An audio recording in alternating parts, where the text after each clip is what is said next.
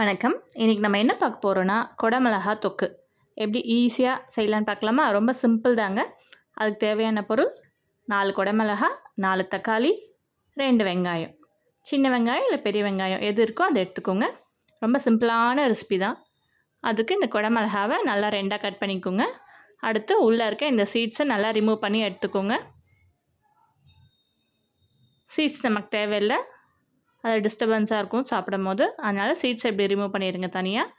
அடுத்து குடமிளகாவை இப்படி நீட்டாக கட் பண்ணிவிட்டு அதை குட்டி குட்டியாக சாப் பண்ணி எடுத்துக்கோங்க.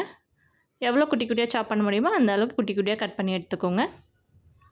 அடுத்து இந்த பார்த்திங்கன்னா இந்த சைஸ்க்கு குட்டி குட்டியாக சாப் பண்ணி எடுத்துக்கோங்க. அப்போ நல்லாயிருக்கும் சாப்பிட. அடுத்து வெங்காயம், தக்காளி இந்த மாதிரி குட்டி குட்டியாக கட் பண்ணிக்கோங்க. இல்லை உங்கள்கிட்ட ஃபுட் ப்ராசஸர் இருந்தால் அதில் போட்டு சாப் பண்ணி எடுத்துக்கோங்க. அடுத்து ஒரு கடாய் வச்சுட்டு அதில் தேவையான அளவுக்கு எண்ணெய் ஊற்றிட்டு எண்ணெய் காஞ்சதுக்கப்புறமா கடுகு 1/2 ஸ்பூன் கடுகு சேர்த்துக்கோங்க.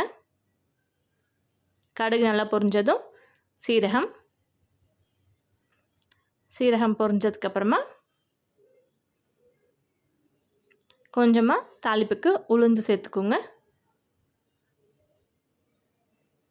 அடுத்து நம்ம கட் பண்ணி வச்சுருக்க வெங்காயத்தை இதில் சேர்த்துக்கோங்க. தக்காளி தொக்கு செய்வோம் இல்லையா, அதே மாதிரி தான். ரொம்ப சிம்பிளாக தான் இருக்கும். வெங்காயம் தக்காளி நல்லா பொடி பொடியாக கட் பண்ணிட்டிங்கன்னா அந்த தொக்கு பதத்துக்கு அது வந்துடும். இந்த மாதிரி நல்லா பொடி பொடியாக கட் பண்ணிவிட்டு அதை ஆட் பண்ணிவிட்டு தேவையான அளவுக்கு உப்பு சேர்த்துக்கோங்க. உப்பு சேர்த்திங்கன்னா வெங்காயம் சீக்கிரம் வதங்கிடும். அடுத்து கருவேப்பிலை 2 கொத்து சேர்த்து நல்லா வதக்குங்க. வெங்காயம் கொஞ்சம் வதங்கினதுக்கப்புறமா தக்காளி சேர்த்துக்கோங்க. தக்காளியை சேர்த்து நல்லா வதக்கி விடுங்க. இப்போ வெங்காயம் தக்காளி கொஞ்சம் வதங்கினதுக்கப்புறமா அதில் பூண்டு இந்த மாதிரி தட்டி சேர்த்துக்கோங்க.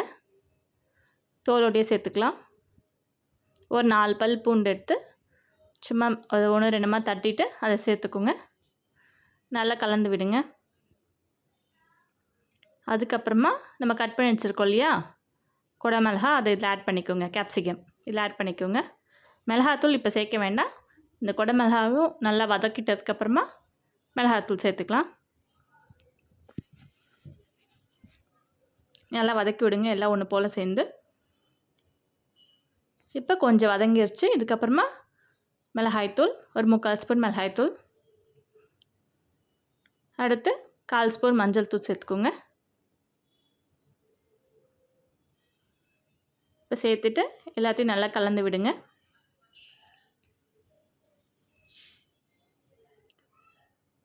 கொஞ்சமாக அதில் தண்ணி சேர்த்துக்கோங்க. ரொம்ப கொஞ்சமாக ஒரு 1/4 டம்ளர் அளவுக்கு தண்ணி சேர்த்தா கூட போதும். தண்ணி சேர்த்துட்டு மூடி வச்சுக்கோங்க. நம்ம அப்பப்போ ஓப்பன் பண்ணி கிளறணும், அவ்வளோதான். இது வெந்து வந்துடும். இன்னும் கொஞ்சம் டைம் எடுக்கும். ஒரு 10 நிமிஷம் தான். இது ஈஸியாக ரெடி ஆகிடும். ஸோ அது வெந்து வந்துடுச்சுன்னா நீங்கள் சர்வ் பண்ணலாம். அவ்வளோதான். ஸோ இந்த வீடியோ உங்களுக்கு பிடிச்சதுன்னா மறக்காமல் நம்ம சேனலுக்கு சப்ஸ்கிரைப் பண்ணுங்கள், கமெண்ட் பண்ணுங்கள், லைக் பண்ணுங்கள், ஷேர் பண்ணுங்கள். ப்ளீஸ் சப்போர்ட் பண்ணுங்கள். சப்ஸ்கிரைப் பண்ணிவிட்டு வீடியோ பாருங்கள். தேங்க்யூ.